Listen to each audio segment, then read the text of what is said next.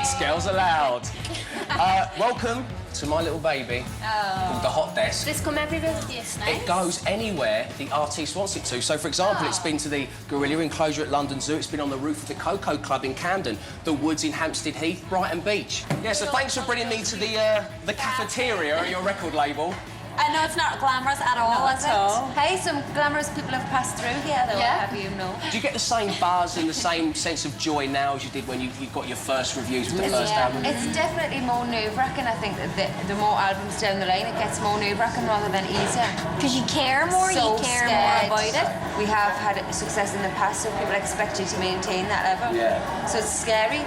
And then to get a good review, you're like, oh, it's like relief. Yeah, it's a bit First of a relief review. rather than anything Yeah. else. And then you have more and more come. We usually get good reviews from really obscure magazines like The Observer and NME, and we're always surprised by those. I mean, we're really pleased. Congratulations. What about the fan sites and stuff where people talk, you know, in chat rooms, things? Do you go on them? Do you... I just went on YouTube before to check, because I hadn't seen one of our things that we'd done, and I made the mistake. You should never read what people say, because there's always... I went on and I watched it, and sometimes I'm tempted, I'm like, I'm not going to scroll down, I'm not going to read, I don't want to upset myself. Yeah. But today I was foolish enough to scroll down and read the comments. Nicola, if you get, like, say, if you get 10 really nice comments and then there's one bad one, can you filter out the bad one, or is that the one that sticks in your mind? I used to really... The negative one is the one that I would just completely solely concentrate on. But now it's like... So that's why you should just not go there. You were talking just about, you know, now, as time goes on, wanting the good reviews even more. Yeah. Is part of that down to the fact that, you know, even in your time as a band, we've seen the kind of revolving door of people coming in and going out. It's just it's picked up an amazing speed. And that's the thing, like, people seem to have this preconceived idea that reality TV stars are the ones that fall flat on their faces and they are successful, but that's only because they have the profile. So people have expectations and they have this massive profile and people are waiting to see what they do, and if they don't succeed, then it's a big failure.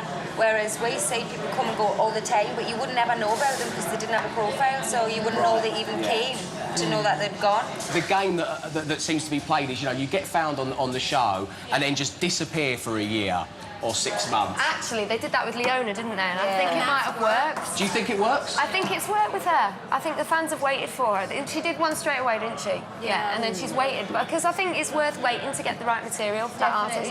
If you try and rinse out an album straight away of cheesy covers, then it's not always... The public are not fools. The public know what they like and what they don't. They know when things have been rushed. They know what's like just an attempt at a safe, middle-of-the-road pop song, or what's been actually had time and been properly done, which is what Leona's done. And it's Like, like she finished the programme as a contestant and she's come back after the year as like an artist.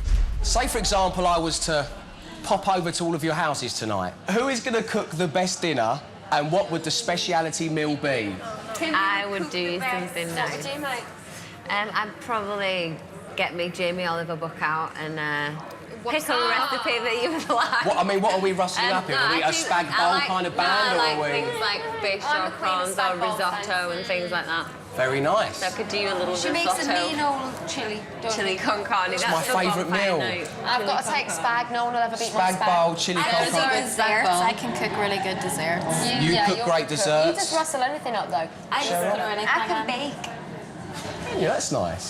That's quite old school. I like that. Nicola gets good takeouts. Hang on. Cooking as well. We had a bake-off, didn't we, on tour rehearsal? Yeah. Do you remember? A bake-off. Sarah, why would you have me that? See you later. Sarah, no, please. No, I'm leaving. Sarah, what's more about the bake-off? You know what the joke was? They took it so seriously. She was Hang on, who was involved in the bake-off? Kimberly. And one of our dancers, Mark. Yeah. Mark Webb. He brought in his granny's mince pies. I brought lemon meringue pie and flapjacks, homemade all the way. And I brought like fairy cakes that are decorated. And who won the bake-off?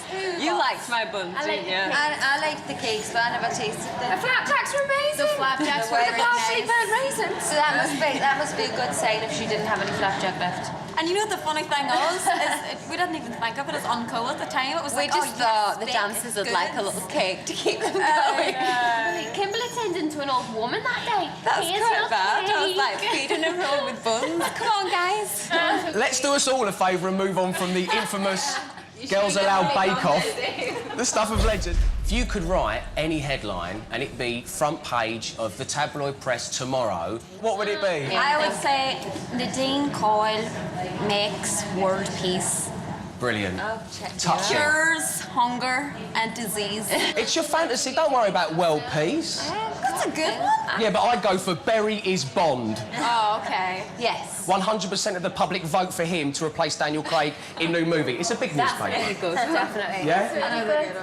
I know, actually, that'd be good. I'd like to be a Bond girl. Miss Moneypenny. All of you coming out of the sea in the bikinis, with me all hairy, skinny and tattooed going...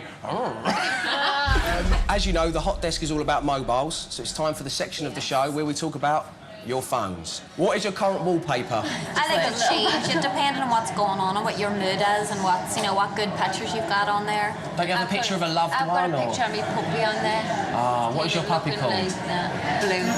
Ah, what type of dog is he? Chihuahua. They're the really... This one is This one is about that size. It's like a fake dog. It's like a He's little so bear. like literally It's that like a big. teddy bear that walks. How does Ashley get on with the dog? Loves him. Does he really?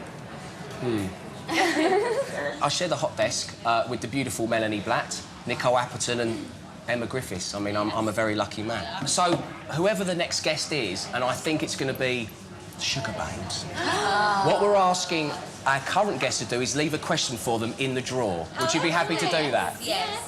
So here's your card, and here's your pen. Put something in there, but why are we doing that? We're going along them lines.